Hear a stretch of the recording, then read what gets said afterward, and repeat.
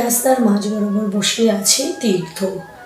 তার পাশে পড়ে আছে রোজা আর তীর্থের লাগেজ। তীর্থের ফোনটাও ছিটকে গিয়ে পড়েছে মেইন হলের পাশে। একটুর জন্য বেঁচে গেছে ফোনটা। রোজা তীর্থকে টেনে তুলে দাঁড় করালো। ঠিকমতো হাঁটতে পারছে না বেচারা। হাঁটু নাড়তেই চিনচিনে ব্যথা করেই উঠছে। রোজাও হাতে আর হাঁটুতে সামান্য ব্যথা পেয়েছে।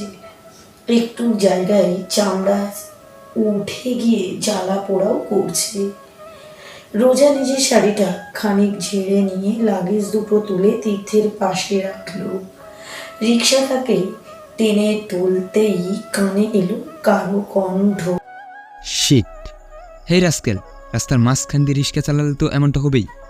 শুধু ঠুকে দিয়ে ভুল করেছি। রিক্সাটার সাথে তোকেও উপরে পাঠিয়ে দেওয়া উচিত।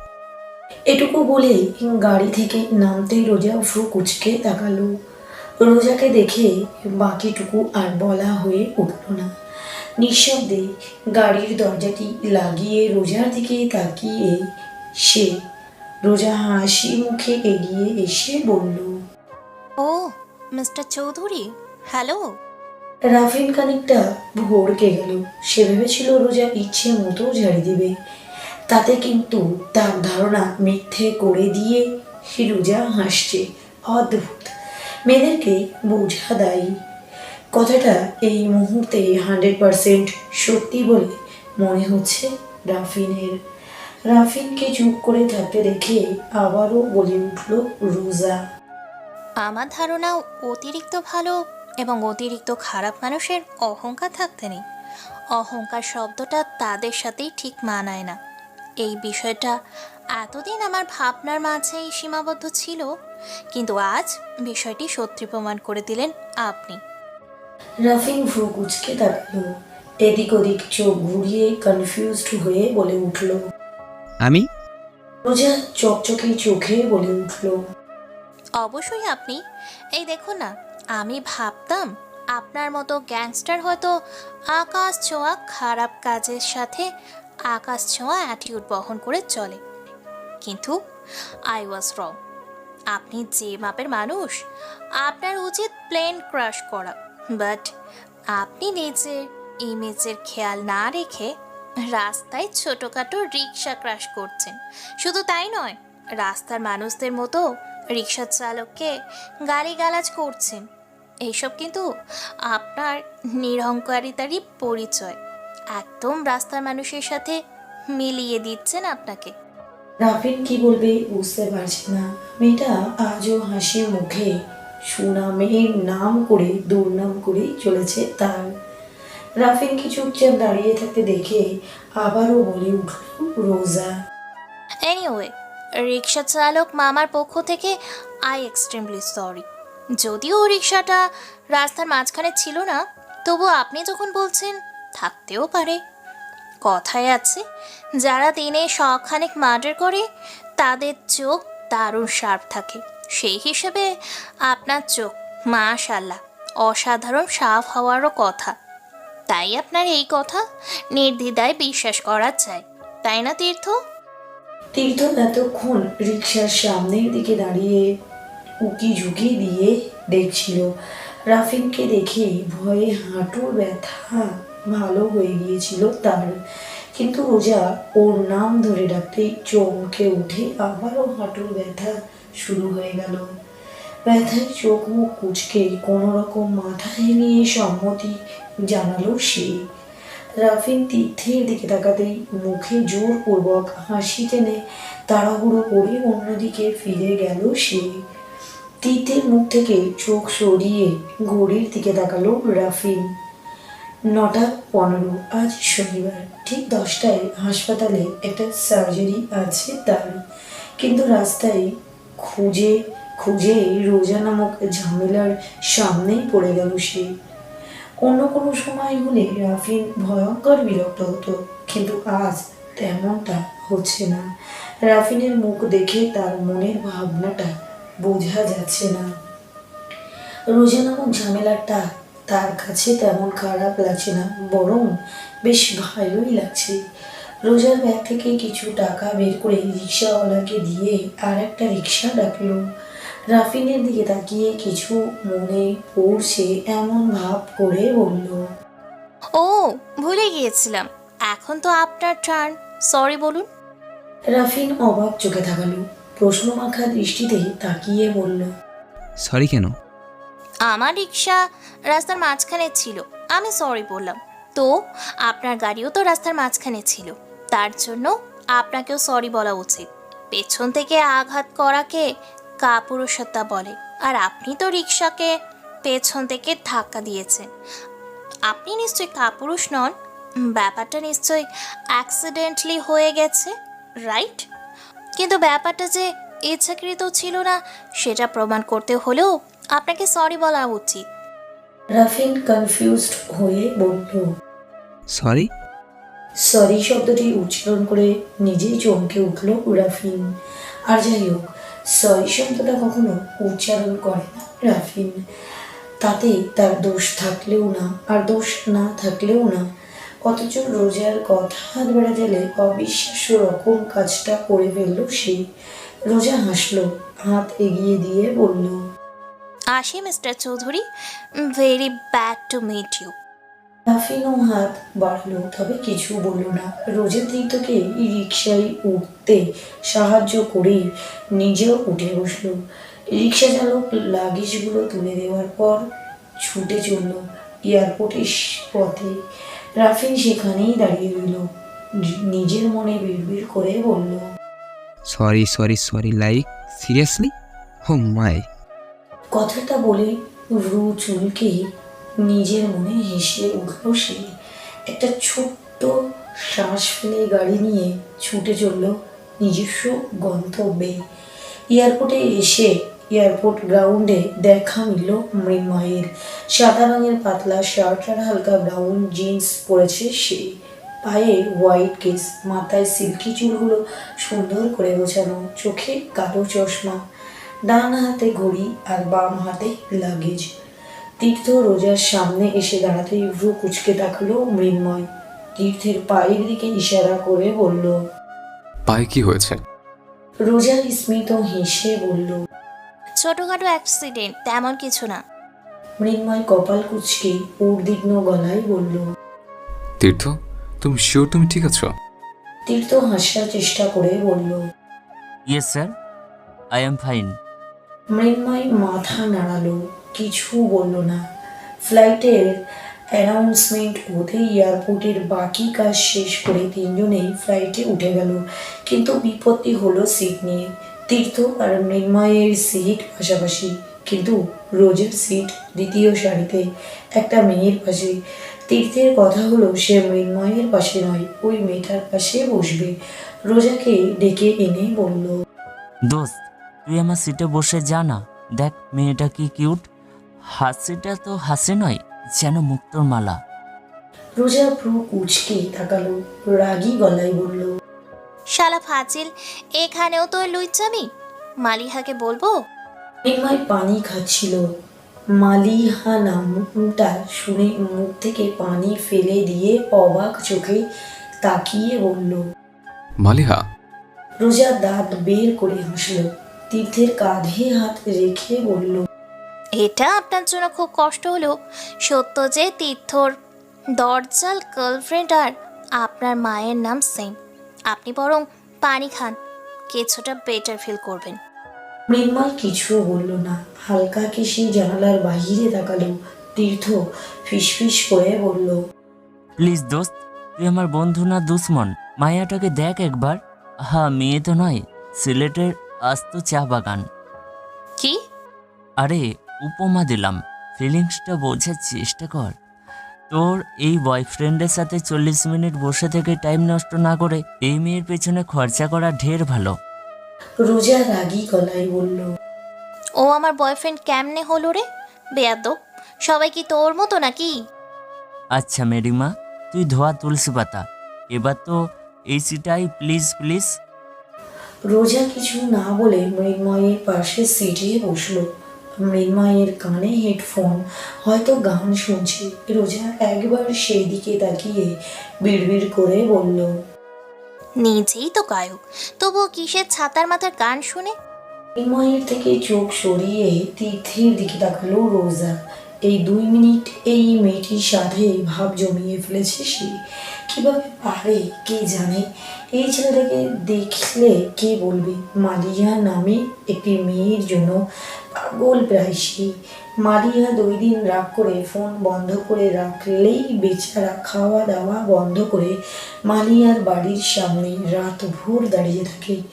দুবারে ফোন না তুললেই টেনশনে চোখ মুখ শুকিয়ে যায়। রোজা নিজের মনে হাসল।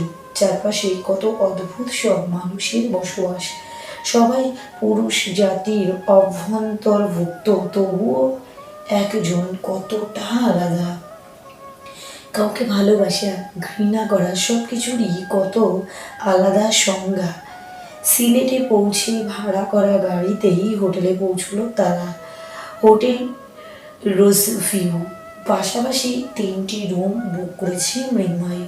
মাঝিটা রোজাকে দিয়ে 2 পাশে 2 রুমে ঢোকার মুহূর্তে রোজা তীর্থকে উদ্দেশ্য করে বলল মৃন্ময়, ফ্রেশ হয়ে কিছুক্ষণ রেস্ট নিয়ে নাও। ঘড়িতে 2টা বাজতেই বেরিয়ে পড়বো আমরা। আমি টাইম মেনটেন করে চলতে পছন্দ করি। আই থিঙ্ক ব্যাপারটা মনে রাখবে। যার যার রুমে গিয়ে ফ্রেশ হয়ে কিছুক্ষণ ঘুমিয়ে নিল সবাই। মাত্র 11টা বাজে। তাদের হাতে ঘুমানোর জন্য 2 ঘন্টারও বেশি সময় আছে। 1:30টার দিকে ঘুম ভাঙল রোজা। তীর্থকে ফোন করে রেডি হতে বলে নিজেও তৈরি হয়ে নিল। শাড়ি পাল্টে স্কার্ট আর টপ পরে নিয়েছে রোজা। লম্বা চুলগুলো উঁচু করে খোপা করে গলায় ওড়না জড়িয়ে বেরিয়ে এলো। ততক্ষণে তীর্থ আর মৃন্ময়ও বেরিয়ে এসেছে। মৃন্ময় রোজার দিকে এক নজর তাকিয়ে নজর সরিয়ে লিফটের দিকে এগিয়ে গেল। রোজাকে এর আগে মাত্র একদিন শাড়ি ছাড়া স্কার্ট পরা অবস্থায় দেখেছিল সে। দুটো ড্রেসে একদম 2 রকম লাগে তাকে। কাল থেকে ঘরের দরজা দিয়ে মন খারাপ করে বসেছিল বলে লীনা আরুকে একরকম জোর করেই কলেজে পাঠিয়েছে। তাতে বেশ কাজও হয়েছে। প্রিয়ন্তীর সাথে আড্ডা দিতে দিতে কালকে সেই ভয়ঙ্কর সময়গুলো অনেকটা ভুলে গিয়েছে আরু। কিন্তু কথাই আছে না, অভাগা যেদিকে তাকায় সাগর শুকিয়ে যায়। আরুর ক্ষেত্রেও ঠিক তাই ঘটল। ক্লাস শেষে বাড়ি ফেরার পথে আটকে দাঁড়ালো মিলন আর লিমন। এদের মধ্যে একজনকেই সেদিন মেলায় চড় মেরেছিল রাফিন। ভয়ে গলা শুকিয়ে এলো আরুর। চোখ মুখ খিচে দৌড় লাগাতে ইচ্ছে করছে তার, কিন্তু এই মুহূর্তে তা সম্ভব না। সামনের ছেলেগুলো আর পিছনে কলেজ গেট, যাওয়ার জায়গা নেই বললেই চলে। মনে মনে দোয়া দৌড় পড়ছে সে। সেই দিন তো রাফিন বাঁচিয়েছিল, কিন্তু আজ কোন গন্ডগোল হলে ওর ভাইয়া নিশ্চয়ই বাসা থেকে বের করে দিবে ওকে। তখন কোথায় যাবে আরু? এইসব কথা ভেবে কান্না পেয়ে গেল তার। ছেলেগুলো কি বিশ্রীভাবে হাসছে। আরুকে পিছতে দেখে দাঁত কেলিয়ে বলে উঠল লিমন, কি গো সুন্দরী, সেদিন তো খুব বার বেড়েছিলিস, আজ কি হলো? এই কলেজ ক্যাম্পাসে শুধু লিমন আর লিমনের রাজত্ব চলে। আজকে কে বাঁচাবে তোমায়? এখন যদি তোমায় তুলে নিয়ে যায় তাহলে কেমন হবে বলো তো? আরু এবার চিৎকার করে কাঁদতে ইচ্ছে করছে, কিন্তু তাকে সেই সুযোগ না দিয়েই লিমনদের পিছন থেকে বলে উঠল কেউ। আর আমরা যদি ওকে তুলে নিয়ে যাই তাহলে? আরও চোখ বড় বড় করে তাকালো। লিমন মিলন পিছনে তাকাতেই লিমনের মুখটা ফ্যাকাশে হয়ে উঠল।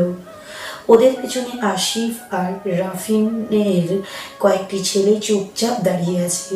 লিমন এর আগেও আসিফের হাতে মার খেয়েছে। মার খেয়ে টানা 7 দিন জ্বরে ভুগেছে সে।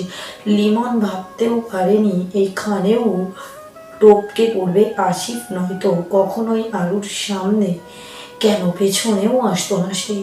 আসিফ আরুর দিকে তাকিয়ে অত্যন্ত ভদ্রভাবে বলল, ম্যাডাম, ভাই গাড়িতে আছেন, আপনি গাড়িতে গিয়ে বসুন, আমরা ওদের দেখছি। শ্যামল, পলাশ, জি ভাই। ম্যাডামকে বাইরের গাড়িতে নিয়ে বসা, কুইক। আরও ভয়ে কাঁপছে, খুব দ্রুত ডিসিশন নিতে হবে তাকে, কিন্তু কি অদ্ভুত, কান্না ছাড়া কোনো বুদ্ধিই আসছে না তার মাথায়। আচ্ছা, রাফিনের লোকগুলো ভদ্রলোকের বেশি ওকে কিডন্যাপ করে নিচ্ছে না তো? ছেলেগুলো ওকে যাওয়ার জন্য তাগিদ দিতেই কাঁদো কাঁদো মুখ নিয়ে এগিয়ে গেল আরু। মনের মধ্যে ভয়ঙ্কর সব প্রশ্ন ঘুরছে তার। আচ্ছা, রাফিন কি আরুর সাথে উল্টো পাল্টা কিছু করে ফেলবে? আরুর মন একবার বলছে না, কিছু করবে না, কিন্তু পরের মুহূর্তে বলছে অবশ্যই করবে। সেই দিন রাস্তায় যা পড়লো, কথাটা মনে পড়তেই আবারও কান্না পেয়ে গেল আরুর। শুধু শুধু কান্না নয়, হাত পা ছেড়ে কান্না করতে মন চাইছে তার। আপাতত কান্না করার পরিকল্পনা মাথা থেকে ঝেড়ে ফেলে এই গাড়িতে উঠে বসলো সে। কিন্তু গাড়িতে কোথাও রাফিনকে খুঁজে পেল না। তবে কি তাকে মিথ্যে বললো ওরা? এবার যেন মাথায় আকাশ ভেঙে পড়লো আরুর। রাফিন যতই খারাপ হোক না কেন, তাকে আশেপাশে পেলে অনেকটা স্বস্তি পায় আরু। কিন্তু এখন কি হবে? কিছুক্ষণ পর আসিফ আর দুইজন ছোকরা গাড়িতে এসে উঠলো। তাদের দেখে আরুর জ্ঞান হারানোর মতো অবস্থা, কিন্তু কেউ তাকে কিছু বলল না। যার যার মতো বসে গেল চুপচাপ। এমনকি আরু যে সিটে বসেছে তার আশেপাশেও বসলো না কেউ। আরু যেন স্বস্তির নিঃশ্বাস ফেলল, কিন্তু অতিরিক্ত ভয়ে একটাও জিজ্ঞেস করতে পারলো না আসলে সে যাচ্ছে কোথায়। গাড়িটা একটা বিরাট বাংলোর সামনে এসে দাঁড়ালো। আরুকে নিয়ে যাওয়া হলো দোতলার কোনায় বিরাট একটা রুম। আরু ভয়ে ভয়ে চারপাশে তাকালো। রুমটা নিঃসন্দেহে একটি অফিস রুম। আরু খানিকটা এগোতেই কোথাও একটা খুব করে শব্দ হলো। আরু পারে তো দৌড়ে পালায়, কিন্তু তার আগেই রাফিনকে চোখে পড়লো তার। রাফিন আরুকে দেখে অবাক হয়ে বলল, তুমি এখানে? আরু কি বলবে বুঝতেই পারছে না। কি আশ্চর্য, নিজের লোক দিয়ে তুলে এনে এখন নিজেই জিজ্ঞেস করছে আরু এখানে কেন? আরুকে চুপ করে থাকতে দেখে আবারও জিজ্ঞেস করলো রাফিন। কি হলো, কথা বলছো না কেন? এখানে কি? আরু আমতা আমতা করে বলল, আপনার লোকেরা এনেছে আমায়, আমি ইচ্ছে করে হাসিনি। রাফিন টেবিলের উপরে বসে তোয়ালে দিয়ে মুখ মুছতে মুছতে বলল, কেন, ওদের জ্বর মেরেছ? আরু হন্তদন্ত করে বলল, আমি কেন চর মারতে যাব? ওনারা তো হঠাৎ করেই কলেজের সামনে চলে এলেন আর বললেন আপনি গাড়িতে আছেন, আমি যেন গাড়িতে গিয়ে বসি। রাফিন ভ্রু কুচকে তাকালো আর বলল, ওরা বললো আর তুমি চলে গেলে? অদ্ভুত। এনিওয়ে, এসেছো যখন তখন বসো, চা কফি খাও। কলেজ গেটে তো বয় অজ্ঞান হয়ে যাচ্ছিলে পায়। আরু অবাক হয়ে বলল, আপনি ওখানে ছিলেন? রাফিন তোয়ালিটা সোফায় রেখে চেয়ারে বসতে বসতে বলল, না, হসপিটাল থেকে আসছিলাম, হঠাৎ দেখলাম কাঁপাকাঁপি করছো, তাই আসিফকে বললাম তোমাকে একটু গ্লুকোজ খাইয়ে আসতে, কিন্তু ব্যাপারটা কি বুঝলো কে জানে, তোমাকে একদম আমার বাড়ি বয়ে নিয়ে চলে এলো। আচ্ছা, কাঁপাকাঁপি কমেছে নাকি গ্লুকোজ খাবে? আরু কিছু বলল না, এই দিক ওই দিক তাকাতে লাগলো। রাফিন ধমকে উঠে বলল, এই মেয়ে, দাঁড়িয়ে আছো কেন, বসো। রাফিনের ধমকে চমকে উঠলো আরু। ঝটপট গিয়ে বসে পড়লো সোফায়। রাফিন ফাইল উল্টে নিজের কাজে মন দিল। সে কখন থেকে বসে আছে, আরু নিজেকে এক মুহূর্তে গাছ গাছ লাগছে তার। নো নড়াচড়া, চুপচাপ বসে থাকা, একদম গাছের মতো। যদিও গাছ দাঁড়িয়ে থাকে তাতে কি, ফিলিংস তো এক। আরও আবারও গলা ঝেড়ে কান্না পেয়ে যাচ্ছে। রাফিনের ভয়টা শিরা থেকে উপশিরা, এমনকি রক্তে রক্তেও ঘুরে বেড়াচ্ছে এখন। কি সাংঘাতিক। রাফিন এবার উঠে দাঁড়ালো, সাথে সাথেই গলা শুকিয়ে গেল আরুর। রাফিন আরুর ঠিক সামনে দাঁড়িয়ে ভ্রু কুচকে বলল, এই মেয়ে, কাঁপছো কেন? আরু ভয় পাওয়া গলায় বলল। ভয় পাচ্ছি। রাফিন এবার চেয়ার টেনে বসলো, আরুর দিকে তীক্ষ্ণ দৃষ্টিতে তাকিয়ে বলে উঠল, ভয় কেন পাচ্ছ? আগে তো পেতে না? আরও কিছু বলল না, চুপচাপ মাথা নিচু করে বসে রইল। রাফিন আবারও ধমকে উঠে বলল। কি হলো, কথা বলো। আরও বলল। বাসায় যাব। রাফিনের কথাটা ঠিক পছন্দ হলো না। সে স্পষ্ট গলায় বলল। আমি আসতে বলেছিলাম, আসছো কেন? এখন যেতে দিব না। আরও এবার কেঁদে দিল, কাঁদতে কাঁদতে বলে উঠল। প্লিজ যেতে দিন না আমায়, নয়তো ভাইয়া বাসা থেকে বের করে দিবে আমায়। রাফিনের মুখের ভাবে তেমন কোনো পরিবর্তন দেখা গেল না। বিরক্ত গলায় বলল। একদম ফ্যাস ফ্যাস করে কাঁদবে না। বাসা থেকে বের করে দিলেই কি, রাফিন চৌধুরী যা বলে তাই হয়। তুমি যেহেতু আসছো, এখন যেতে দেওয়া হবে না, ব্যাস। আরও কান্না মাখা গলায় বলে উঠল। এসব শুনলে বাবা একদম মরে যাবে। আমার বাবাটা এমনি অসুস্থ, প্লিজ। রাফিন ভাবলে হীন গলায় বলল। মরলে কি, আরেকটা বাবা কিনে দিব তোমায়। আর বাপ না থাকলেই কি, আমার তো কেউ নেই, আমি তো বেশ আছি। আরও কি বলবে বুঝতে পারছে না। রাফিনের সামনে বলার মতো কোনো কথাই খুঁজে পায় না সে। রাফিন তীক্ষ্ণ গলায় বলল। আবার চুপ করে গেলে কেন? আগে তো চর দিয়েও বকবক থামানো যেত না, এখন এমনিতে চুপ। আমার আজকে কিছু ভালো লাগছে না, কথা বলো, নয়তো শ্যুট করে বুড়িগঙ্গায় ফেলে আসবো। আরও এবার ঘামতে শুরু করলো, মাথায় কোনো কথা আসছে না তার। কি বলবে সে? এই রাফিন আবারও ধমকে উঠতেই কাঁদো কাঁদো গলায় বলল। আমি কথা খুঁজে পাচ্ছি না। রাফিনের গম্ভীর মুখটা মুহূর্তেই চকচক করে উঠল, উৎসাহ নিয়ে বলে উঠল। কি বলবে বুঝতে পারছো না, রাইট? আরও মাথা নেড়ে সম্মতি জানাতেই আবারও বলে উঠল রাফিন। আমারও সেম সমস্যা হচ্ছে, বলার মতো কোনো কথাই খুঁজে পাই না। আমি একদম চুপ হয়ে যাই, নিজেকে তখন বুদ্ধি প্রতিবন্ধী লাগে আমার। কি বৃষ্টি একটা ঝামেলায় পড়লাম, বলো তো। আরও চোখ বড় বড় করে তাকালো, মৃদু গলায় বলল। সরি। সরি শব্দটি শুনলেই আরুর মুখের দিকে তাকালো রাফিন, বিরক্ত গলায় বলল। সরি সরি, আমার নিজেকে আস্ত এক বলদ মনে হচ্ছে। কি অদ্ভুত, বাপে আমার 20 টাকা নষ্ট করেছে, আর তারই মেয়ে এসে আমাকে সরি বলা শেখাচ্ছে। আর আমি আরেক ডাফার, তাহার কথা মতো শিখেও নিচ্ছি। এই মেয়েটার কপাল বরাবর শ্যুট করতে পারলে বেশ হতো, বুঝলে? কিন্তু আফসোস পারছি না, মনটা সায় দিচ্ছে না। আরও রাফিনের কথা রাগা মাথা কিছুই বুঝলো না, ড্যাব ড্যাব করে চোখ তাকিয়ে রইল শুধু। রাফিন একটু থেমে আবারও বলল। এই তুমি শাড়ি পরো না? আরও অবাক হয়ে বলল। আমার কি বিয়ে হয়েছে যে শাড়ি পরবো? রাফিন খানিক ভেবে বলল। বিয়ে না হলে শাড়ি পরা যায় না, রোজা তো পরে। এনিওয়ে চলো, তোমাকে আসিফের সাথে বিয়ে দিয়ে দিই, তারপর এতগুলো শাড়ি কিনে দিব। শাড়ি পরে টুকটুক করে ঘুরে বেড়াবে, শাড়ি পরলে মেয়েদের স্নিগ্ধ লাগে। আরও চোখ বড় বড় করে তাকালো। রাফিন পুরো কুচকে বলল। এভাবে তাকাচ্ছ কেন? আসিফকে পছন্দ হয়নি? তাহলে আমি বিয়ে করে নিই, আমাকে তো পছন্দ হয় না? নয়তো তোমার ওই আধভাঙ্গা হবু বর। একটা কাজ করি, ওই ছেলেটার নামটা কি যেন, তাকে তুলে এনে তোমার সাথে বিয়ে দিয়ে দিই, কি বলো? রাজি?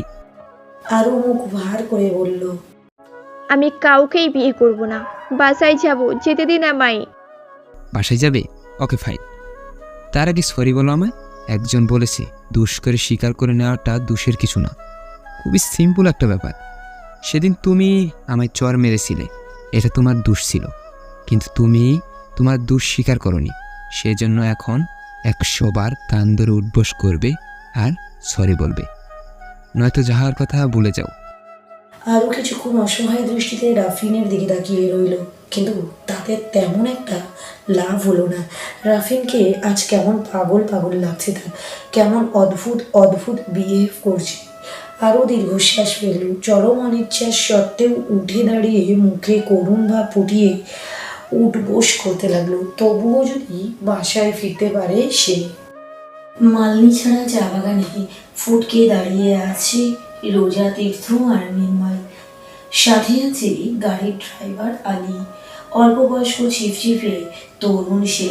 রোজার ধারণা ছেলেটি অতিরিক্ত কথা বলা জনিত রোগে ভুগছে। অজানা হাজারো কথাই মাথায় পাকিয়ে দেওয়ার মতো স্বভাব তার। তবে ইতিমধ্যেই রোজার সাথে বেশ ভাব জমে গেছে তার। চারজনেই মুগ্ধ দৃষ্টিতে তাকিয়ে আছে মালনী ছড়ার উঁচু নিচু টিলা ছেয়ে থাকা সবুজে গালিচায়। রোজা মালনী ছাড়া চা বাগানের কাহিনীর প্রথম জানতে পারে কথা সাহিত্যিক রাবেয়া খাতুনের বাগানের নাম মালনী ছাড়া উপন্যাস থেকে। তখন থেকেই চা বাগানের বাহারি রূপ দেখার বড় লোভ তার। আশেপাশে তার লোভাতুর মনে যেন খানিক শান্তি হলো। প্রকৃতির প্রতি কুল মমতায় চোখ দুটো বন্ধ করে বুক ভরে শ্বাস টেনে নিল রোজা। বাতাসে যেন পাগলাটি এক উন্মাদনা। ঝিরিঝিরি বাতাসে কেঁপে ওঠে কপালে পড়ে থাকা চুল। রোজা চোখ মেলে তাকায়। অসম্ভব সৌন্দর্যের বেড়া জালে শ্বাসটুকু যেন আটকে আসছে তার। হুট করে মেঘ কন্যার আগমনে ছেয়ে যায় সবুজ চায়ের বাগান। দূর মেঘালয়া থেকে হিম বাতাস বেয়ে নিচে আসে অতিথি মেঘ কন্যাকে। তারপরই চা বাগানের আকাশ সাজে শুভ্র মেঘ মলাই। একসময় মেঘকন্যা বৃষ্টি হয়ে ঝরে পড়ে কচি চা পাতায়। বৃষ্টির পরশে চায়ের পাতার রং বদলায়। তার সাথে বদলায় রোজার মুগ্ধ চোখের দৃষ্টি। বৃষ্টি শুরু হতেই চা বাগানের স্টাফ রুমের দিকে দৌড়ে যায় ওরা। কথা বলে ঢিলা ঢালা শার্ট গায়ে নিরাশ মুখ নিয়ে বসে থাকা এক কর্মচারীর সাথে। মৃন্ময় নিজের পরিচয় দিতেই বাগান দেখান শোনা করা কাজে নিযুক্ত লোকটি এগিয়ে আসে। বিরক্ত মুখে তাদের নিয়ে যায় সহকারী ব্যবস্থাপকের বাংলোয়। তখনও বৃষ্টি পড়ছে। তাদের হাতে দুটি ছাতা। একটি নিচে গুটি সুটি হয়ে আশ্রয় নিয়েছে তীর্থ আর চা বাগানের কর্মী। অন্যটিতে মৃন্ময়, রোজা। আলী থেকে গেছে স্টাফ রুমে। বৃষ্টির ছাড়ে রোজা মৃন্ময় দুজনেই গুটিসুটি হয়ে সরে আসে কাছে। সাথে সাথে ছুঁয়ে যায় দুজনের শরীর। শিউরে ওঠে রোজা। অদ্ভুত এক শিহরণ ছেয়ে যায় ওর সারা প্রাণ জুড়ে। রোজা আর চোখে মৃন্ময়ের মুখের দিকে তাকায়। মৃন্ময় নির্ভীক, চোখে মুখে কোনো ভাবাবেগ নেই তার। রোজা নিজেকে সামলে নিয়ে সামনে তাকায়। শরীরটা থেকে থেকে কেঁপে উঠছে তার। এর থেকে তীর্থের সাথে এলেই বেশ হতো। কেন যে মৃন্ময়ের সাথে আসতে গেল কে জানে। রোজা চারপাশে চোখ ঘোরায়। চা বাগানের গা বেয়ে গড়িয়ে পড়ছে জল। বৃষ্টির পানির সাথে নাকে আসছে পাহাড়ি মাটির গন্ধ। বেশ কিছুক্ষণ হাঁটার পর সহকারী ব্যবস্থাপকের বাংলায় পৌঁছায় তারা। সহকারী ব্যবস্থাপক আজিম আলী সদরে গ্রহণ করলেন তারা। শক্তপোক্ত চেহারার মধ্যবয়সী লোক, মুখে তার গদগদ হাসি। তীর্থ বাম হাতে শার্ট ঝাড়ছে। এক সাইডে প্রায় পুরো ভিজে গেছে তার। চোখে মুখে বিরক্তি স্পষ্ট। এই বৃষ্টির মাঝে মৃন্ময় এর বেরিয়ে আসাটাই চরম রকম বিরক্তি সে। মৃন্ময়ের গায়ে কালো শার্টের অর্ধেকটাই ভিজে গেছে প্রায়। তাতে বিন্দু পরিমাণও ভ্রুক্ষেপ নেই তার। সবসময় স্বাভাবিক থাকা মুখভঙ্গিতে মিষ্টি হাসি খেলা করে দিনের অধিকাংশ সময়। রোজা নিজের দিকে তাকায়।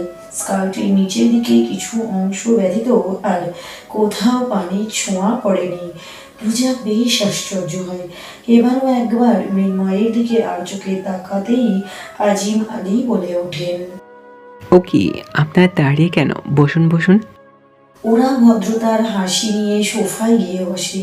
আজিম সাহেব স্মিত হেসে বললেন, আমার ছোট মেয়েটা আপনি বলতে পাগল মৃন্ময় সাহেব। সেদিন দেখলাম দেওয়ালে বিশাল একটা ফটো লাগিয়ে রেখেছে, কি সাংঘাতিক। আজকালকার ছেলেমেয়েদের এর চক্ষু লজ্জা বড্ড কম। মৃন্ময় হাসে। আজিম সাহেব খানিকটা ধমক নিয়ে আবারও বলে ওঠেন, আপনি আসছেন শুনে খুব খুশি হয়েছি। এই বয়সে তো আর টিভিতে সিনেমায় গান দেখা হয় না, তবে হতদরিদ্র মানুষের জন্য আপনার মায়ের কথা শুনেছি আমি। এই স্বার্থপরতার যুগে এমন মানুষ খুঁজে পাওয়া দুর্লভ। মৃন্ময় জোরপূর্বক হাসে। ভীষণ অস্বস্তি লাগছে তার। মানুষের এত অহেতুক প্রশংসায় বড্ড বিরক্তি হয় সে। এই জন্যই কারো দিকে সাহায্যের হাত বাড়িয়ে নিজেকে আড়াল রাখার চেষ্টা করে সে। তবুও কিভাবে যে ছেপে যায় সব কে জানে। আজিমানি আবার ও মুখ খোলার আগেই হালকা হেসে বলে উঠল মৃন্ময়, আপনার কাছে একটা সাহায্যের জন্য এসেছিলাম স্যার। এমন একজন বিখ্যাত মানুষের মুখে স্যার শব্দটা শুনতে খুব ভালো লাগলো আজিম সাহেবের। খুশি মনে বললেন, অবশ্যই, কিভাবে সাহায্য করতে পারি বলুন। মৃন্ময় বলল, 14 বছর আগে আপনাদের এখানে কাজ করতো এমন একজনের সম্পর্কে কিছু তথ্য জানতে চাই আমরা। এই ব্যাপারে কিছু সাহায্য চাই আমাদের। আজিম সাহেব অবাক হলেন, বিস্মিত গলায় বললেন, 14 বছর? এত পুরনো কোনো রেকর্ড তো জমা থাকে কথা নয় মৃন্ময় সাহেব। তাছাড়া আমার চাকরি এই চা বাগানে নয়। প্রতি বছর প্রায় 150 লোক নিয়োগ দেওয়া হয় এই চা বাগানে, কখনো কখনো তারও বেশি। এই 9 বছর আগের রেকর্ড পেতে বেশ বেগ পেতে হবে বলে আমার ধারণা। তার উপর 14 বছর। তাছাড়া চা বাগানে এত বছর পুরনো রেকর্ড কোনো প্রয়োজন হয় না বলে তেমন যত্ন সহকারে রাখাও হয় না। আজিম সাহেবের কথা কেড়ে নিয়ে বলে উঠল রোজা, অযত্নে রাখা অনেক কিছুই টিকে যায় আজিম সাহেব। আমাদের একবার রেকর্ডগুলো চেক করার সুযোগ দিন। রোজার কথার রেশ ধরেই বলে উঠল মৃন্ময়, আমরা শুধু স্টাফদের রেকর্ডে চেক করব, আর সেটা পুরনো রেকর্ড। ব্যবস্থাপক হিসেবে এতটুকু সাহায্য তো আমাদের করতেই পারেন স্যার।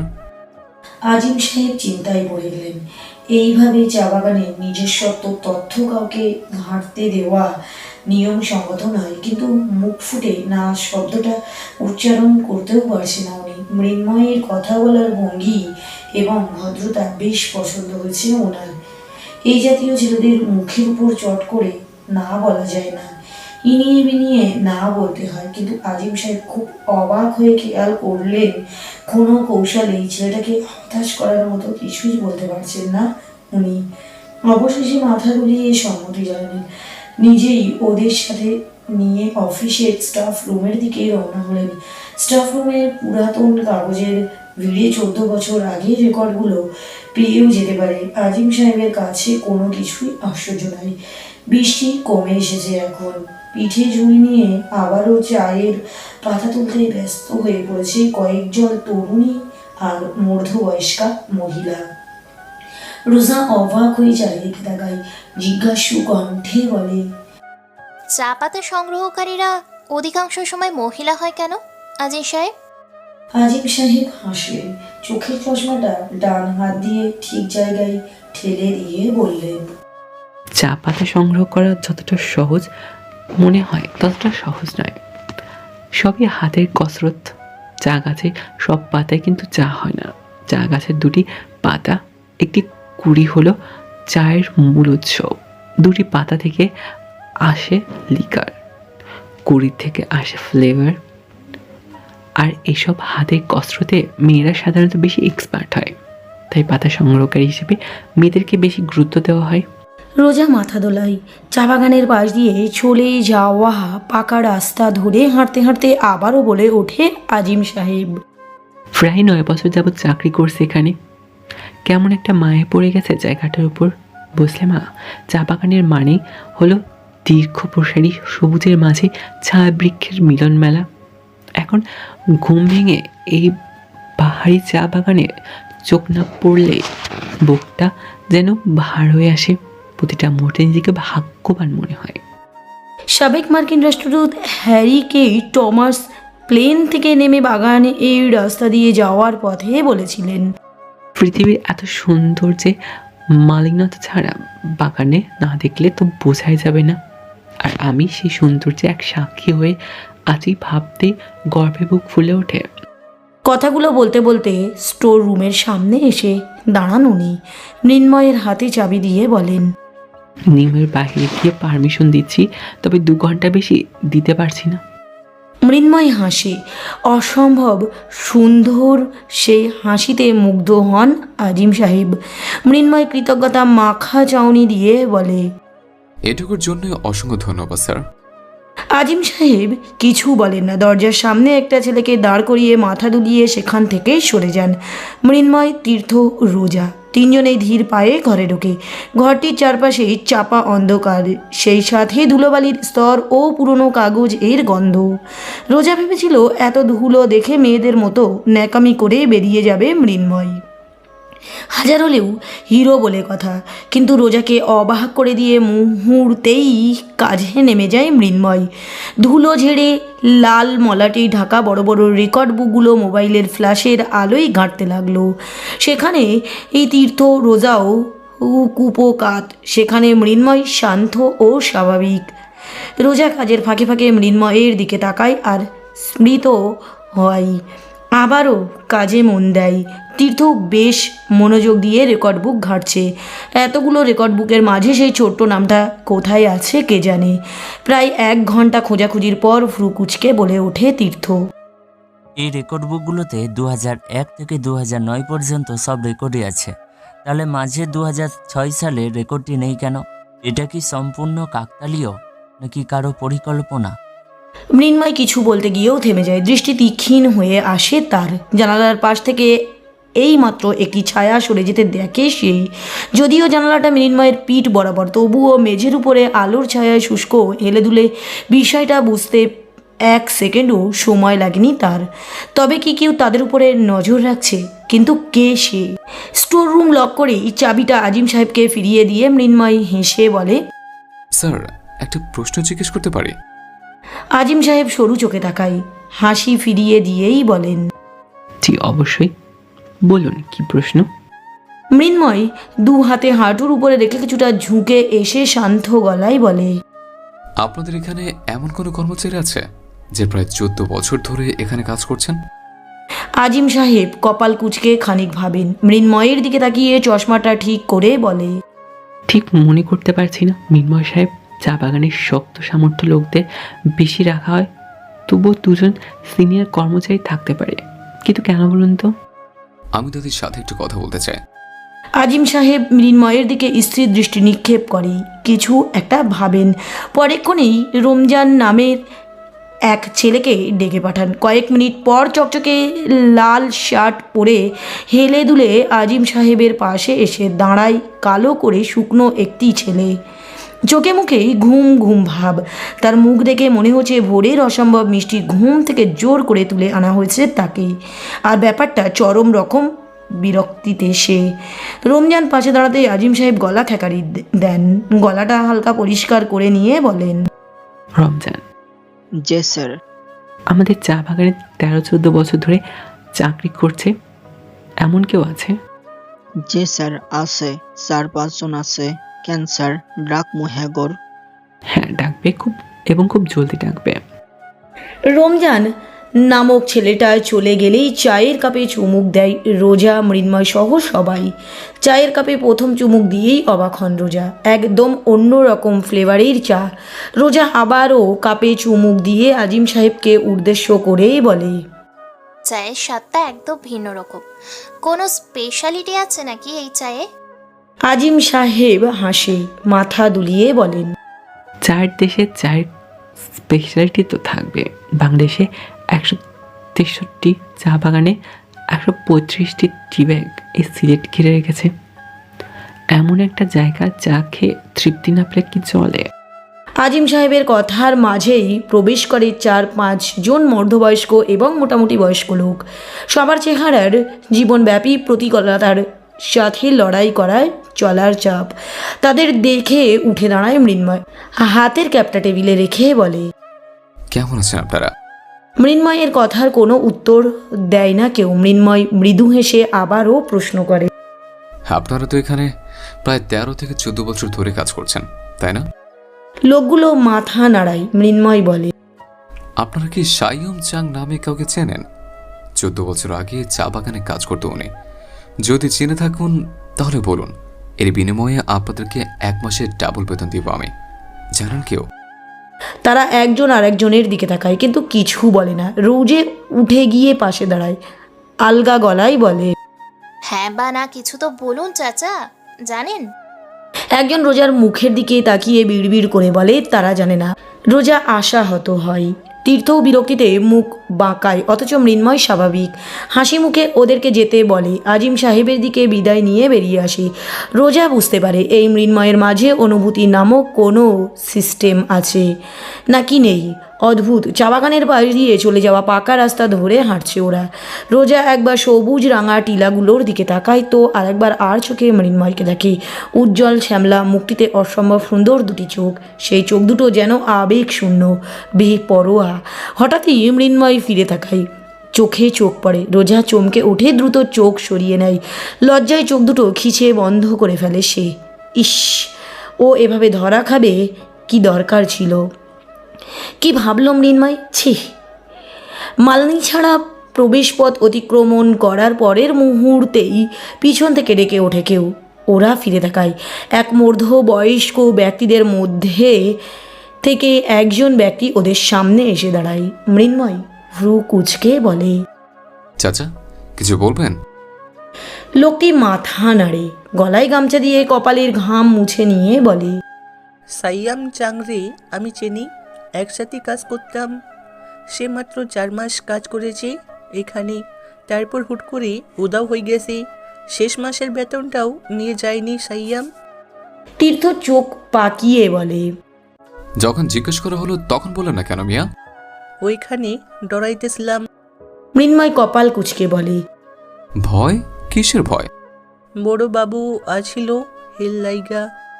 লোকটিকে আপাদমস্তক দেখে নিয়ে শীতল কণ্ঠে বলে রোজা, এই সায়ামচিয়ের ঠিকানা দিতে পারবেন চাচা? কোথায় থাকেন উনি? আমি জানি না সে কই, বললাম না হঠাৎ চলে গেছে। কেউ কোনো খোঁজ জানি না, আর কেউ খোঁজ নেওনি। ভেবেছে হয়তো অন্য কোথাও চলে গেছে। মাথায় ঘন চুলগুলো পিছনে ঠেলে দিয়ে পকেটে হাত রেখে সোজা হয়ে দাঁড়িয়ে বলে ওঠে মৃন্ময়, ওনার খোঁজ কোথায় পাওয়া যাবে জানেন? ওনার পরিচিত কারো ঠিকানা? জানি না, তেমন কেউ রে জানি না, তবে তাহারা পোতাম বলতে পারবো। তীর্থ ঝটপট জিজ্ঞেস করে, এই তাহেরা পোতাম কে? বাড়ি কই? যে তাহেরা পোতাম যাতে খাসিয়া, নিরালা খাসিয়া পুঞ্জিতে থাকি। মাঝে মাঝে সাইয়ামের সাথে দেখা করতে আসতো। মৃন্ময় প্রশ্ন করে, তাহেরা পিতাম কি এখনো নিরালা খাসিয়া পুঞ্জিতেই থাকে? থাকুনের তো কথা, আপনারা খাসিয়া পুঞ্জিতে গিয়া মন্ত্রীরে জিগাইলে সাহায্য করব। পুঞ্জির মন্ত্রীরা বড্ড ভালা মানুষ। মৃন্ময় ধন্যবাদ দিয়ে লোকটিকে হাতে বেশ কিছু টাকা গুঁজে দিয়ে ঘুরে গেটের দিকে এগিয়ে গিয়েও হঠাৎ দাঁড়িয়ে পড়ে। পিছনে না ফিরেই কয়েক পা পিছিয়ে যায় সে। রোজাকে কাছে টেনে নিয়ে এক হাতে কোমর জড়িয়ে ধরে তীর্থকে উদ্দেশ্য করে বলে, চা বাগে নিলাম অথচ ছবি তোলা হলো না। দারুণ কিছু ছবি তোলো তো তীর্থ। মৃন্ময়ের হঠাৎ এমন বিহেভিয়ারে রোজার সাথে সাথে তীর্থও অবাক হয়ে তাকায়। কোমরে মৃন্ময়ের স্পর্শ পেয়ে কেঁপে ওঠে রোজা। ওর সারা শরীর বেয়ে যায় অদ্ভুত এক শিহরণ।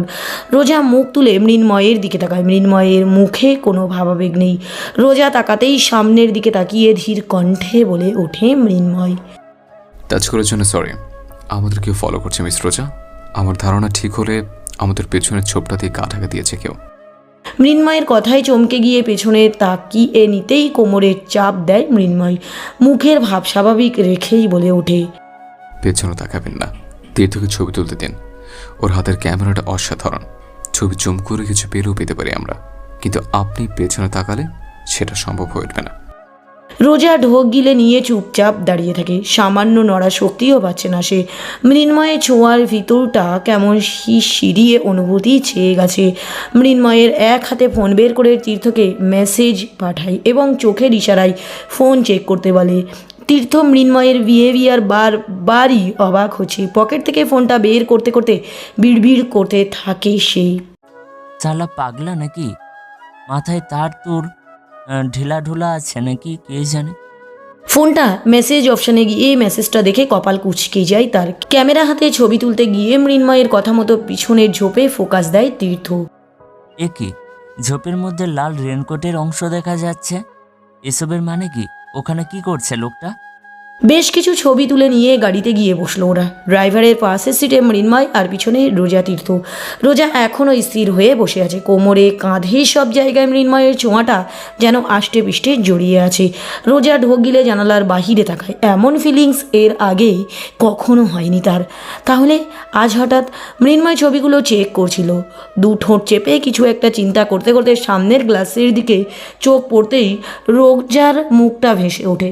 মৃন্ময় রোজার অস্বস্তিটা বুঝতে পেরেই মুচকি হেসে আবারও নিজের কাছে মন দেয়।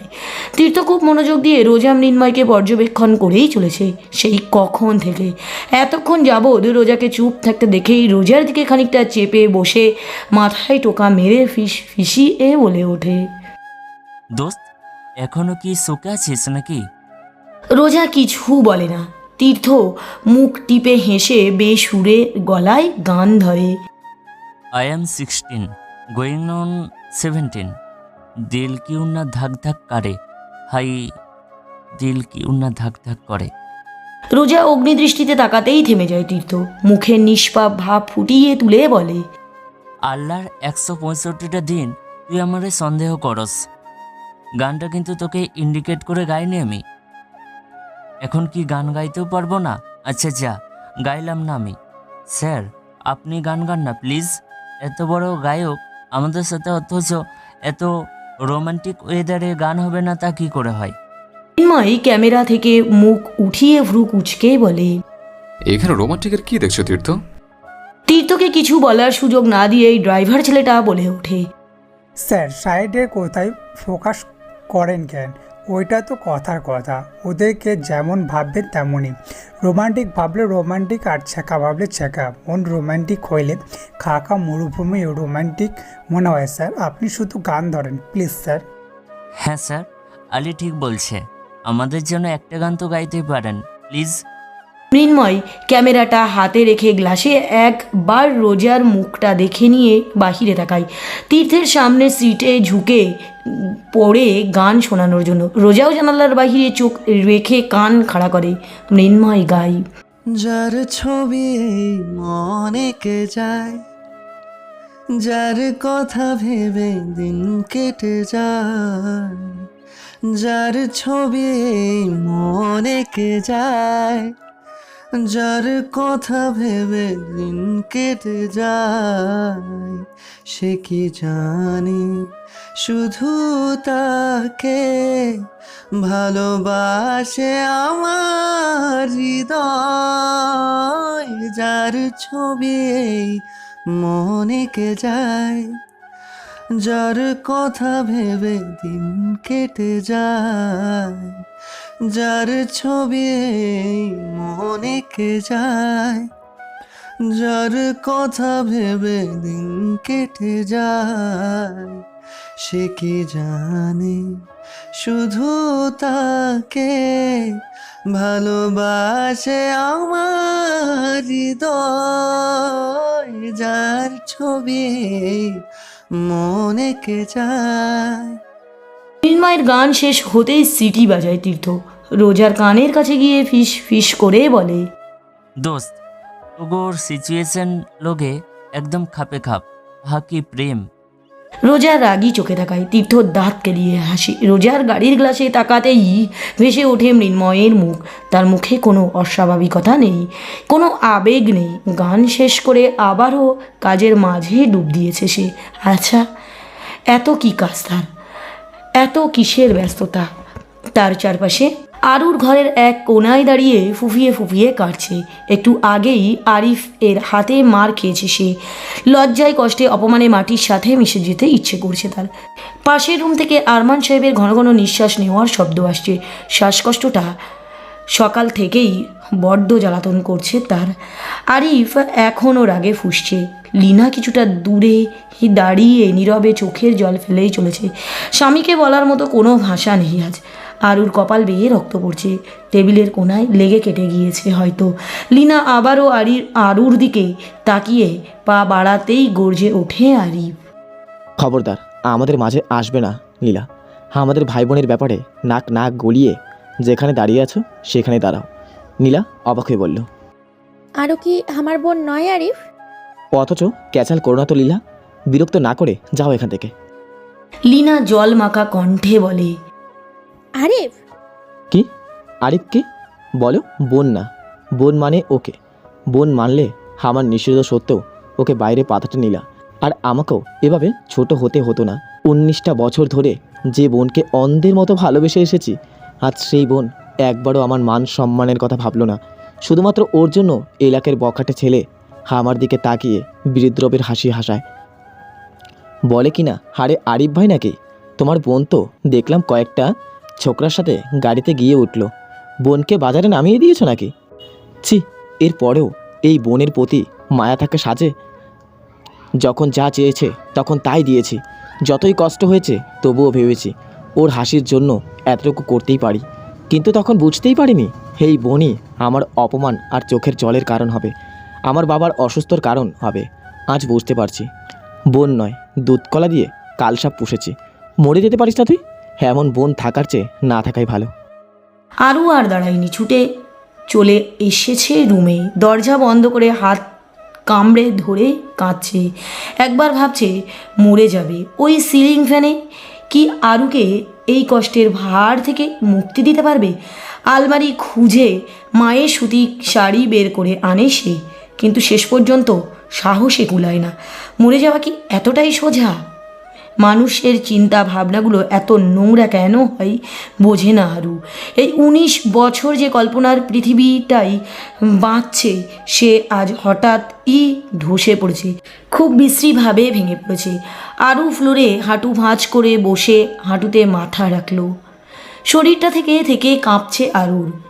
কান্নাগুলো যেন সারা শরীরময় ঘুরে বেড়াচ্ছে। হঠাৎই লীনার চিৎকার কানে এলো আরুর। আরু যেন চমকে উঠল। তবে কি আরিফ লীনাকে মারছে? না, আরিফ কখনো লীনার গায়ে হাত তুলবে না। কি হলো তবে? আরু উঠে দাঁড়িয়ে কান খাড়া করলো। চিৎকারের আওয়াজ কমছে না, বরং বাড়ছে। আরু দরজা খুলে দৌড়ে বেরিয়ে এলো। চিৎকারের শব্দকে অনুসরণ করে আরমান সাহেবের রুমের সামনে গিয়ে দাঁড়ালো আরু। আরিফ দরজায় দাঁড়িয়ে স্থির দৃষ্টিতে তাকিয়ে আছে। আরু আরেকটু এগিয়ে যেতেই দেখলো আরমান সাহেব ছটপট করছে, মুখ দিয়ে গড়িয়ে পড়ছে সাদা ফেনা। আরু আঁতকে ওঠে। কি হলো তার বাবার? হসপিটালের করিডোরে বসে আছে আরু। Cardiologist specialist hospital. এখানে এর আগে একবার এসেছে আরু, কিন্তু সেদিন আর আজকের মাঝে অনেক ব্যবধান, পরিস্থিতিগত ব্যবধান। সেদিন ভালোবাসায় সিক্ত ছিল আরু, হাজারো রঙে আপ্লুত ছিল সে, কিন্তু আজ সে ভালোবাসাটা নেই। না, হয়তো আছে মনের খুব গভীর কোণে, সুপ্ত এক কোণায়, এতটাই গভীরে যেখানে পৌঁছানোর পথ আরুর নিজেরই অজানা। সেদিন আপ্লুত আবেগের পাগলামো করেছিল সে, কিন্তু আজ পাগলামো নয়, আবেগ নয়, আপ্লুত কষ্টের নিষ্প্রাণ সে। আরুর বাবা আরমান সাহেবের হার্ট অ্যাটাক করেছেন। কিছুক্ষণ আগে হসপিটালে আনা হয়েছে তাকে, হৃদরোগ বিশেষজ্ঞ হসপিটাল। আরিফ এদিক ওদিক ছোটাছুটি করছে। আকস্মিক এই বিপদে দিশাহারা সে। কোথায় কি করবে কিছুই বুঝে উঠতে পারছে না। নিজেকে এতটা অসহায়, এতটা দুর্বল কখনো মনে হয়নি তার। বাবা শব্দটা বড্ড ভারী। যে বাবা অসুস্থ হোক ও বা মৃত্যুর পথযাত্রী, বিপদের মুখে তিনি সব সময় একগুচ্ছ সাহস আর প্রখর রোদের স্নেহময় বটগাছ। আরিফের গলা ফাটিয়ে কাঁদতে ইচ্ছে করছে। নিজের অসহায়ত্বটাকে ছিঁড়ে ফালা করতে ইচ্ছে করছে, কিন্তু ছেলেদের তো কাঁদতে নেই, তাদের অসহায়ত্বের কাছে হার মানতে নেই, তাদের আবেগ প্রকাশ করার সময় নেই। আরিফও কাঁদে না, দলা পাকিয়ে গলা আটকে যাওয়া কান্নাগুলো বারবার ঢোক গিলে হজম করে নেয়। ভাইকে এমন অস্থিরভাবে ঘুরে বেড়াতে দেখে উঠে বসে আরু। আরিফ এর হাতটা টেনে ধরে কাঁপা গলায় বলে, ভাইয়া এখন কি করবি? আরিফ ফিরে তাকায়। পেছনে দাঁড়ানো আরুকে দেখেই রাগ, ক্ষোভ, কষ্ট সব কিছুই যেন মাথা চাড়া দিয়ে ওঠে। হাতটা ঝাড়া দিয়ে রাগী গলায় বলে, এখানে কেন তুই? চলে যা এখান থেকে, এক্ষুনি যাবি। নীলা, নীলা। লিনার চোখের পানি মুছে দ্রুত এগিয়ে আসে। শরীরটা আর চলছে না তার। প্রেগনেন্সির 3 মাস চলছে লিনার। এই সময় শরীর এমনিতেই দুর্বল থাকে। তার মধ্যে 2 দিন যাবৎ বাড়িতে যে হুল্লোড়, তাতে 2 বেলা দুমুঠো খাওয়ারও গিলতে পারেনি সে। কাঁপা পায়ে কিছুটা এগিয়ে এসে বলে, শান্ত হও আরিফ, এখন রাগ দেখানোর সময় নয়, বাবাকে দেখো। ওকে যেতে বলো নীলা। ও এখানে থাকলে বাবা বাঁচবে না, আমাদের কাউকে বাঁচতে দেবে না। ও জন্মের সময় আমার মাকে কেড়ে নিয়েছে, আর আজ বাবাকে কেড়ে নেবে, আর কাল দেখা যাবে ও তোমাকেও কেড়ে নিয়েছে। ওকে যেতে বলো, যেতে বলো ওকে। আরিফ বাচ্চা মেয়ে, ছেড়ে দাও না। ভাইয়ের কথাগুলো যেন ছুঁচের মতো ফুটেই চলেছে আরুর মনে।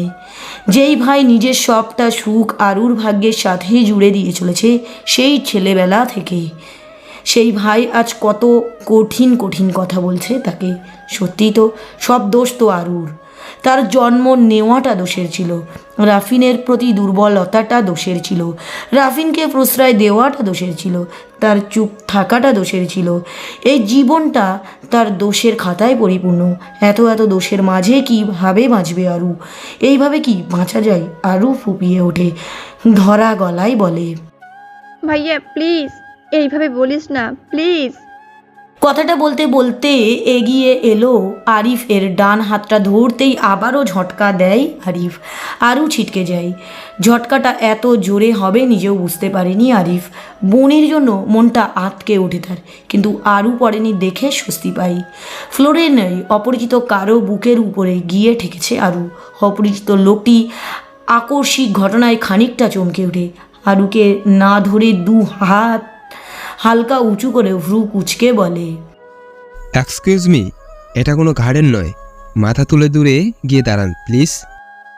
আরু ঝটপট সরে দাঁড়ায়। খানিকটা দূরে দাঁড়িয়ে মাথা তুলে তাকায় সে, কিন্তু পরের মুহূর্তে চমকে ওঠে। রাফিনের গায়ে অপারেশন থিয়েটারের কাপড়, বাম হাতে গ্লাস। হয়তো এইমাত্র ওটি থেকে বের হয়েছে সে। আরুর মনে করার চেষ্টা করছে আজ কী বার। শনিবার ছাড়া তো হসপিটালে থাকার কথা নয় রাফিনের। তবে কি আজ শনিবার? আরও অনেক চেষ্টা করেও আজকের বারটা মনে করতে পারছে না। এত এত টেনশনের মাথায় হয়তো জমে গিয়েছে। আরও দ্রুত ভাবে, আচ্ছা মাথা কি জমে যায়? কঠিন পদার্থ কি জমে? রাফিন খানিকটা এগিয়ে এসে ভ্রু কুচকে তাকায়। What happened? হচ্ছেটা কি? তোমার কপালে রক্ত কেন? অ্যাক্সিডেন্ট করেছো নাকি? আরও কিছু বলে না। রাফিন তীক্ষ্ণ চোখে তাকায়। ভ্রু দুটো আরও খানিকটা কুচকে আসে। অ্যাক্সিডেন্ট তো নয়, কালে হাতে সাপ দেখা যাচ্ছে। চুরি করতে গিয়ে মার খেয়েছো নাকি? আরও নিশ্চুপ। রাফিন স্বাভাবিক গলায় বলে, কথা বলছো না কেন? এই ছেলেটা মেরেছে। আরিফকে ইশারা করে আরিফের সামনে এগিয়ে যায় রাফিন। সবাইকে চমকে দিয়ে চড় বসিয়ে দেয় আরিফের গালে। আরও হতভম্ব চোখে তাকিয়ে আছে। রাফিন আরও কয়েকটা চড় বসাতেই ঠোঁট কেটে রক্ত বেরিয়ে আসে আরিফের। লিনা ছুটে গিয়ে আটকায়। চোখের সামনে স্বামীকে মার খেতে দেখতে পারে না সে, কিন্তু রাফিনকে আটকানোর দুর্বল লিনার পক্ষে সম্ভব হয়ে ওঠে না। ছিটকে পড়ে ফ্লোরে। আরু এইবার দৌড়ে এসে আরিফকে জড়িয়ে ধরে। রাফিন হাত আটকানোর চেষ্টা করে বলে, ভাইয়াকে মারছেন কেন আপনি? ছাড়ুন ওকে। রাফিন থেমে গিয়ে সরু চোখে তাকায়। আগের থেকেও স্বাভাবিক গলায় বলে, ও তোমার ভাই নাকি? চেহারায় মিল আছে। কথাটা বলে আর একটা চড় মেরে খানিকটা সরে দাঁড়ায় সে। আরিফ আরুকে ছাড়িয়ে দৌড়ে গিয়ে লিনাকে তোলে, শক্ত করে জড়িয়ে ধরে বলে, ঠিক আছে তুমি? লিনার কান্নায় বাকরুদ্ধ। চোখের সামনে স্বামীকে এই অসম্মান মানতে পারছে না সে। হসপিটালের অনেকেই আর চোখে তাকাচ্ছে। রাফিন তার একটা চড়ের বিপরীতে কতগুলো জীবনের গতিপথ পাল্টে দিয়েছে, অথচ আরিফকে করা অপমান তার কাছে অতি তুচ্ছ। মধ্যবিত্ত সমাজ বলে কথা, এদের কি আর মান সম্মান থাকে? মধ্যবিত্তের মান সম্মান বোধটা 16 আনা। তারা এই অসম্মানের জন্য জীবনটাও দিতে পারে, যা হয়তো টাকার গালিচায় শুয়ে থাকা উচ্চবিত্তরাও পারে না। রাফিন বিরক্ত মুখে সেখান থেকে সরে যেতে নিলেই একজন মেয়ে ডাক্তার ছুটে আসেন। মেয়েটার মুখ চোখ শুকনো। রাফিনকে যে সে কষ্ট ভয় পায় তা চোখে মুখে স্পষ্ট। মাথা নিচু করে আমতা আমতা করে বলে, নিউ হার্ট পেশেন্ট অ্যাডমিট হয়েছে স্যার, ইটস ইমার্জেন্সি। রাফিন ভ্রু কুচকে বলে, প্রবলেমটা কি? Heart attack. এনজিওগ্রাম করা হয়েছে? ইয়েস ডক্টর, 3টা ব্লক ধরা পড়েছে। ও, আপনারা ম্যানেজ করুন ডক্টর সারা। আজ আমার হসপিটালে আসার ডেট ছিল না, so I am busy. Doctor Sara সাহস নিয়ে বলে ওঠে, প্লিজ ডক্টর, রোগীর অবস্থা খারাপ, কেসটা আপনি দেখলে হয়তো বেঁচেও যেতে পারে, এটা একটা জীবনের প্রশ্ন। রাফিন বাঁকা হেসে বলে, সুন্দরী মেয়েদের কথা কখনোই শুনি না আমি, আর কাউকে বাঁচানোর ন্যূনতম ইচ্ছেও আপাতত নেই আমার। তবু ফাইলটা কেবিনে পাঠান, সাথে পেশেন্টের রিলেটিভকেও। কথাটা বলে এক মুহূর্তও দাঁড়ায় না রাফিন। হঠাৎ বাপ নামক ব্যক্তিটার কথা মনে পড়ে যায় তার। সবার মতো বাবার কথা মতো মনে হলে কান্না পায় না রাফিনের, তবে কোথাও একটা ব্যথা করে। শুধুমাত্র বাবার জন্য মাফিয়া হয়েই সার্জেন সে। ডাক্তার বাবার খুব ইচ্ছে ছিল ছেলেও ডাক্তার হবে তার, বিখ্যাত ডাক্তার। রাফিন চেয়ারে ঠ্যাস দিয়ে চোখ বন্ধ করে, বাবার চেহারাটা মনে করার চেষ্টা করে, কিন্তু পারে না। এত বছরে চেহারাটাও ভুলে গেছে সে, শুধু মনে রয়ে গেছে নাম। তার একটা খেতাব ডাক্তার। রাফিন দীর্ঘশ্বাস ফেলেই চোখ মেলে তাকায়।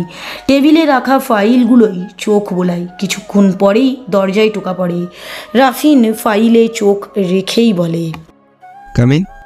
লোকটি ভিতরে আসতেই চোখ তুলে তাকায় সে। সামনে দাঁড়ানো লোকটিকে দেখে অবাক হয় না রাফিন, অনুভূতি শূন্য গলায় বলে, বসুন। আরিফ বসে। ঠোঁটের কোণায় এখনও রক্ত লেগে আছে তার, মুখে অপমানের চিহ্ন। বাবাজনিত সমস্যা না হলে এখানে এক মুহূর্তও দাঁড়াতো না আরিফ, কিন্তু বাবা শব্দটা আটকে দেয় বারবার তাকে। আরিফ ভেবেছিল রাফিন নিশ্চয়ই গা জ্বালানো কিছু বলবে, কিন্তু রাফিন তেমন কিছুই বলল না, একজন প্রফেশনাল ডাক্তারের মতো বলল, আপনার বাবার হার্ট অ্যাটাক হয়েছে, সেটা তো জানেন। ওনার হার্টে 3টি ব্লক ধরা পড়েছে। হার্ট অ্যাটাকের আগে শ্বাসকষ্ট, বুক ব্যথা, গাম এসব কিছু হয়নি? আরিফ মৃদু গলায় বলল, কাল থেকে শ্বাসকষ্ট হচ্ছিল, বাবার প্রায় শ্বাসকষ্ট হয়, তাই তেমন একটা গুরুত্ব দেয়নি। ভুল করেছেন। হার্ট অ্যাটাক আসমিক এই কথাটা অনেকাংশেই ভুল। হার্ট অ্যাটাক হওয়ার 1 মাস আগে থেকেই শরীরে কিছু উপসর্গ দেখা দেয়, বলতে পারেন সাইন। ব্যাপারটা অনেকের ক্ষেত্রে প্রযোজ্য, আবার অনেকের ক্ষেত্রে নয়। তবে হার্টের রোগীদের এগুলো এড়িয়ে চলা উচিত নয়।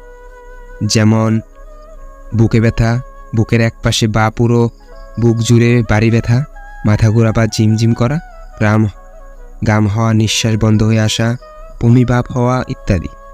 আপনাদের দুর্ভাগ্য যে সাইন পার পরও কোনো রকম অ্যাকশন নিতে পারেননি আপনারা। তৎক্ষণাৎ হসপিটালাইজ করলে হয়তো এনজিওপ্লাস্টি করলে হয়ে যেত। এনজিওপ্লাস্টির ক্ষেত্রে ছোট হয়ে যাওয়া ধমনীতে প্রয়োজনীয় অনুসারে মাইক্রোরিং পরিয়ে দেওয়া হয়, বাট আপনার বাবার ক্ষেত্রে এখন তা কাজ করবে বলে মনে হচ্ছে না। আপনাদের ওপেন সার্জারি করতে হবে, অ্যান্ড খুব তাড়াতাড়ি করতে হবে। এবার ডিসিশন আপনাদের হাতে। আরিফের হৃদয় স্পন্দন যেন বন্ধ হয়ে আসছে। ডান হাতের পিঠ দিয়ে মুখের ঘামগুলো মুছে নেয় সে, কাঁপা গলায় বলে, কষ্ট কেমন পড়বে ডক্টর? রাফিন বাঁকা হেসে বলে, আপনাদের সরকারি হাসপাতালে যাওয়া উচিত ছিল। সরকারি হসপিটালে ওপেন সার্জারির জন্য 1.5 লাখ টাকার প্রয়োজন হয়, আর এটা তো প্রাইভেট হসপিটাল, 3 লাখ টাকা তো লাগবেই। আরিফ আটকে ওঠে। এত টাকা কোথায় পাবে সে? নিজেকে সামলে নিয়ে রাফিনের কেবিন থেকে বেরিয়ে আসে। লিনার মুখটাও শুকিয়ে আছে। আরিফ ধীর পায়ে লিনার পাশে গিয়ে বসে। 1 ঘন্টার মাঝে এতগুলো টাকা ধারই বা কে দেবে তাকে? তবে কি বাবাকে আর বাঁচাতে পারবে না সে?